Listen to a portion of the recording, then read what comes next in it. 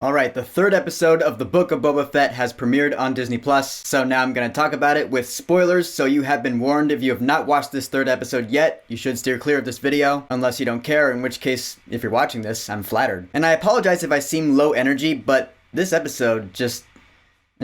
There were some things I didn't like about it. Just straight up, I did not like them. But to be fair, there were also some things I did like. Let's get started, huh? So this episode starts off once again in the present, and like I said, I do appreciate the fact that this episode does spend more time in the present than the previous episode. I mean, yeah, we do have flashback here, but it's only like about 15 minutes, maybe even less. It's like the opposite of the last episode where most of it was flashback. Now most of this episode is present. I appreciate that, for the most part. But anyway, Boba Fett and Fennec Shand, they're informed of these punks that are stealing this guy's water. So we go to see those punks and I'm like, okay, these guys, I mean, punks is the word to describe them, from the way they're dressed to the way they act, including that one chick who's pretty attractive, if I do say so myself. Yeah, she does give off kind of a Rey vibe, but to me, that's not a bad thing. More on these punks later, though, because I do want to talk about this brief flashback we get in this episode. Because it's kind of funny, in the last episode, it's like, oh, we spent so much time with this Tusken tribe. We're getting to know Tusken culture, we're getting inducted into the tribe, we're learning their ways, and now in this episode, it's like, oh, well, now they're all dead. Boba Fett comes in on his bantha, and we see the whole camp has just been ransacked and destroyed. And yeah, all the Tusken Raiders are dead. I mean, not just the men, but the women. And the children, too.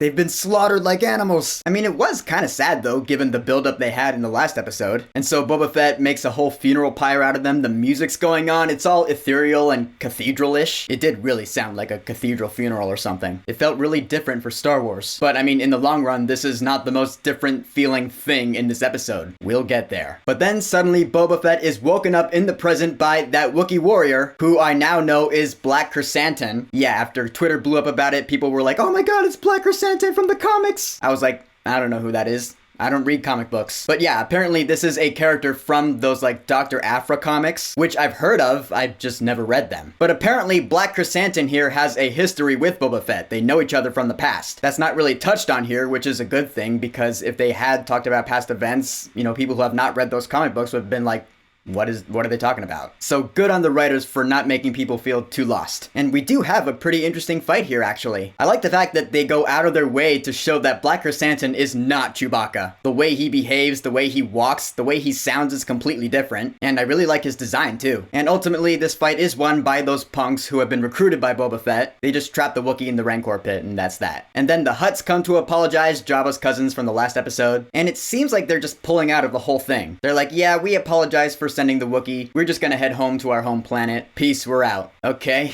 Thanks for nothing, I guess. They set the Wookiee free, so he runs off, so see ya. Maybe he'll be back later. That'd be cool, actually. Although, the Hutts do give Boba Fett a gift. A brand new Rancor. Alright, well, cool. Yeah, I do like the fact that Boba Fett gets his very own Rancor here. Delivered by none other than Danny Trejo. It's funny, when I first saw him on screen, I was like, that guy looks a lot like Danny Trejo. And then the longer he was on screen, I was like, I think that is Danny Trejo. And then when he started talking, I was like, what the fuck is Machete doing in Star Wars? It's just so random. I never expected to see Danny Trejo in Star Wars. Although I guess if Danny Trejo were ever to be in any Star Wars thing, it would be this. He comes strolling up with the Rancor like, Machete, don't text. I wonder if we're gonna see him in any more episodes. I mean, the fact that it's Danny Trejo is like, yeah, he probably will show up in more than just one episode. But I don't know. I mean, Rosario Dawson was only in one episode of The Mandalorian Season 2. She's a pretty big movie star. You never know with these Disney Plus shows, so I guess we'll see. And so the scene where Boba Fett's down there in the Rancor pit with the Rancor and Danny Trejo, and he starts to make nice with the thing, we learn that they imprint on the first person they see, which is why the Rancor is blinded. So when the blinds are taken off and Boba Fett is the first person that the Rancor sees, it's like, alright, you know, Boba Fett is the person who runs the palace now. He's the new daimyo. He should be the master of this Rancor. Makes sense. And he's petting it, and then he turns to Danny Trejo and he's like, I want to learn to ride it. And I love how Danny Trejo's just like, what?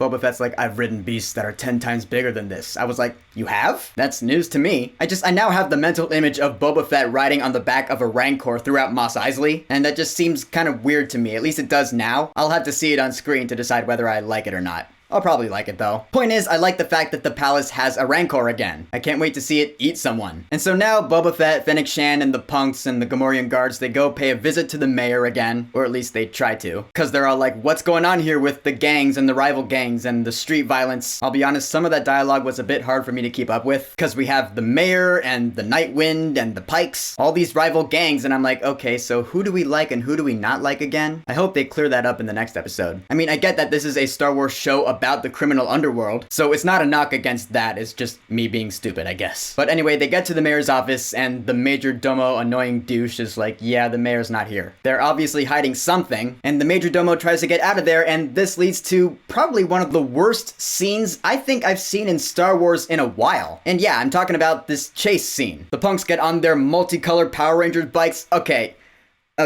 This is my least favorite thing about this entire thing. Seriously, what the fuck is with those bikes? Just no. All of my no. Those aren't Star Wars bikes, those are Power Rangers bikes. And they do not look like they belong here. I mean, if they were on Coruscant, then I could probably buy that. But here on Tatooine, I'm like, they just look so out of place. And this whole chase scene just seems so sloppily put together. The cinematography, the choreography, I mean, they're going pretty slow too. It does not seem like that exciting of a chase scene. I was sitting there watching this last night like, this feels way off. Yeah, the whole thing just felt really strange to me. Even the music wasn't that good in my opinion. It was all like trap beats and electronic. I was like, this isn't Star Wars, this is Fast and the Furious. It was the Fast and the Furious Mos Eisley drift, and it's just weird. So yeah, Robert Rodriguez, no more of that, please, okay? Because this was a low point for the Book of Boba Fett. So at the end of this chase, they get the Major Domo, they trap him, and I think he says the mayor is with the Pikes or something. The mayor's hooking up with the Pikes, and sure enough, we see this whole Starliner arrive, and the Pikes arrive. Now, I remember the Pikes from the Star Wars animated series, Clone Wars, Bad Batch, and yeah, here in the Book of Boba Fett is our first time seeing Pikes in live action, which, yeah, that's pretty cool. But Fennec Shan is like, alright, these Pikes are going to war, and Boba Fett turns to her, he's like,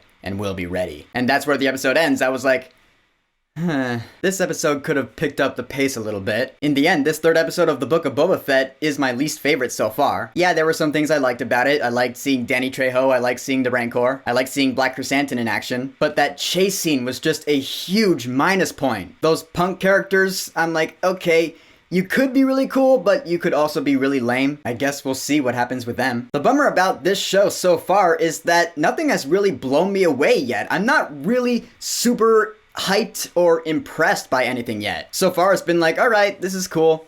I'm sure the really cool stuff will come later. Nothing's really made me go, holy shit, this is awesome yet. Here's hoping the rest of the season gets better from here. We're almost halfway through. So, the third episode of the Book of Boba Fett, titled Chapter 3, The Streets of Mos Espa. Have you watched it yet? What do you think about it? Did you like it more than I did? Am I being an asshole? And what do you think next week's episode might bring? Whatever you think, go ahead and leave a comment. And of course, thank you for subscribing. Now, if you'll excuse me, I'm gonna go watch Tick Tick Boom again, because I watched it for the first time a couple nights ago and I loved it. So now I'm gonna go watch it again. Peace!